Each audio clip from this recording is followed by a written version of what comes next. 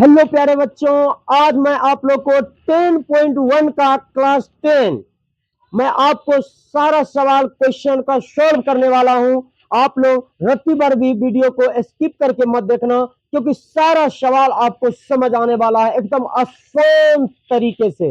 इस एक्सरसाइज 10.1 में पहला जो क्वेश्चन है, मैं उस पहला क्वेश्चन को आपको हल कराने वाला हूं। यहां पर देखिए, कहता है एक वृत्त की कितनी स्पर्श रेखाएं खींची जा सकती है। देखिए प्यारे बच्चों, ये वृत्त है। क्या है? ये वृत्त है। और ये जो वृत्त बना है अनंत बिंदुओं से मिलकर बना, ये बिंदुओं से मिलकर बना है।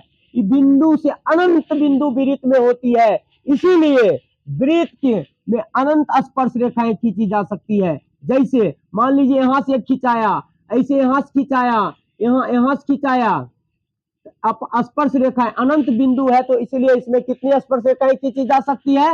अनंत। इसका आंसर हो जाएगा अनंत। प्यारे दोस्तों, अब हम लोग देख रहे हैं यहाँ पर फिल इन द ब्लैंक्स वाला है। दूसरा नंबर क्वेश्चन में कहता है रिक्त स्थानों की पूर्ति कीजिए। देखिए प्यारे बच्चों, पहला क्वेश्चन में कह रहा है किसी वृत्त की स्पर्श रेखा उसे डैश बिंदुओं पर प्रतिच्छेद करती है। सबसे पहले हम जानते हैं आखिर यह स्पर्श रेखा क्या है। देखिए, वृत्त के एक बिंदु पर, वृत्त के एक बिंदु को स्पर्श करने वाली रेखा को स्पर्श रेखा कहते हैं। इसीलिए स्पर्श रेखा वृत्त के केवल एक बिंदु पर प्रतिच्छेद करेगी। कितने बिंदु पर? एक बिंदु पर। किसी वृत्त की स्पर्श रेखा एक बिंदु पर प्रतिच्छेद करती है। उसके बाद आप सेकंड क्वेश्चन देखिए, तथा वृत्त के दो बिंदुओं पर प्रतिच्छेद करने वाली रेखा को डैश कहते हैं। प्यारे बच्चों देखिए, ये एक रेखा है जो वृत्त के दो बिंदु पर प्रतिच्छेद की, मान लेते वो बिंदु ए पर बिंदु बी पर प्रतिच्छेद की है। इसका मतलब हुआ इसी रेखा को कहते हैं छेदक रेखा। क्या कहते हैं? छेदक। इसलिए इसका आंसर हो जाएगा छेदक रेखा। क्या हो जाएगा? छेदक रेखा। अब देखिए प्यारे बच्चों, तथा एक वृत्त की डैश समांतर स्पर्श रेखाएं खींची जा सकती है। यहां पर आप गौर से देखना, ये वृत्त है, ये बिंदु है, यहां से इसके जस्ट समांतर एक और अन्य बिंदु है। यहां पर मैं स्पर्श रेखा खींचा, फिर इस बिंदु पर मैंने क्या किया? स्पर्श रेखा। इस बिंदु पर क्या? स्पर्श रेखा एक ही बिंदु पर स्पर्श ही करती है। तो देखिए, तो इसका क्या हो गया? दुग हो गया। एक वृत्त की डैश समांतर स्पर्श रेखाएं हो सकती है, तो दो हो सकती है। कितनी हो सकती है? दो। अब देखिए प्यारे बच्चों, अब देखिए इसका जो 4 नंबर सवाल है, तथा वृत्त तथा उसकी स्पर्श रेखा के उभयनिष्ठ बिंदु को क्या कहते हैं? वृत्त तथा उसकी स्पर्श रेखा। कौन रेखा? स्पर्श रेखा। देखिए, मैं ये स्पर्श रेखा है और स्पर्श रेखा के उभयनिष्ठ बिंदु, उभयनिष्ठ मतलब दोनों में हो, तीनों में हो, सब में हो। देखिए, ये जो बिंदु आपको दिखाई दे रही है, इस स्पर्श रेखा पर भी है और इस वृत्त पर भी है, इसलिए इसको उभयनिष्ठ बिंदु, और इसी बिंदु को कहा जाता है कौन सा बिंदु? स्पर्श बिंदु। इसको कहा जाता है स्पर्श बिंदु। तो बताइए, तो यहां पर इसको क्या कहेंगे?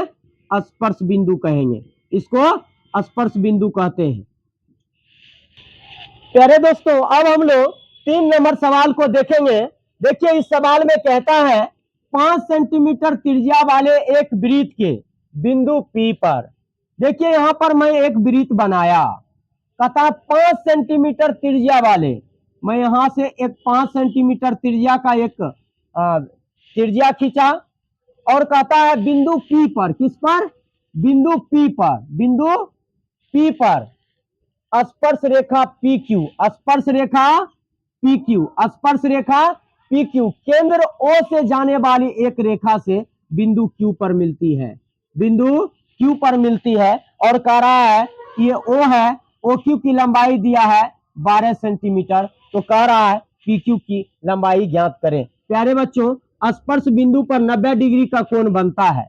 देखिए यहां पर क्या क्या दिया है, जो दिया है, R दिया है, आर दिया है क्या चीज? ओपी बराबर 5 सेंटीमीटर, और दिया है ओक्यू बराबर दिया है 12 सेंटीमीटर। हमको ज्ञात करना है पीक्यू बराबर वाट। और हम जानते हैं कि 90 डिग्री के सामने वाले को कर्ण कहते हैं। जब भी समकोण त्रिभुज की बात आती है तो हम लोग याद करेंगे पाइथागोरस साहब को।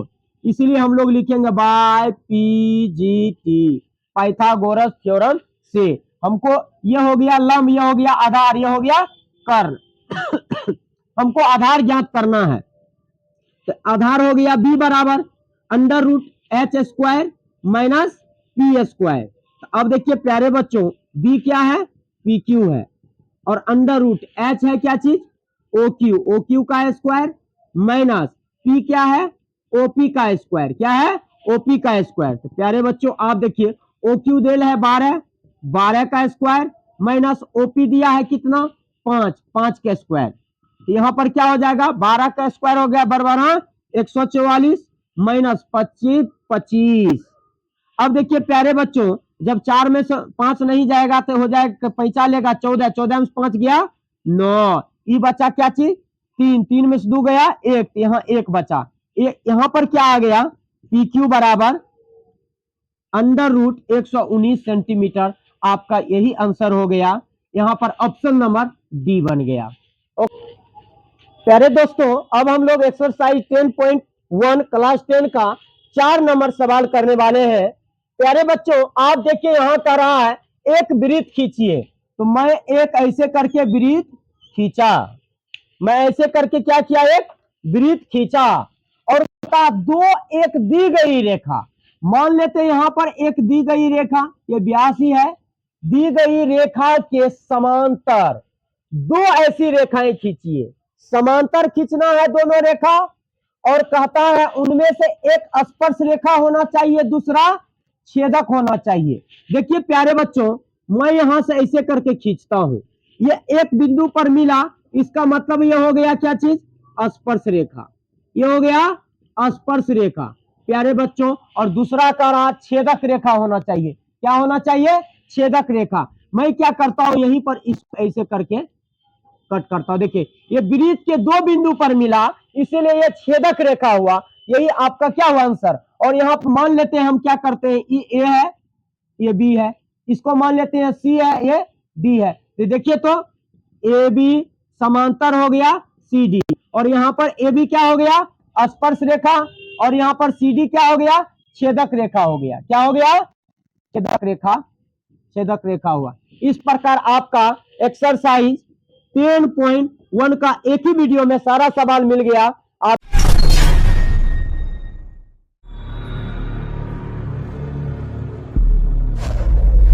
थ्योरी वाला स्टडी सेंटर में आपका स्वागत है।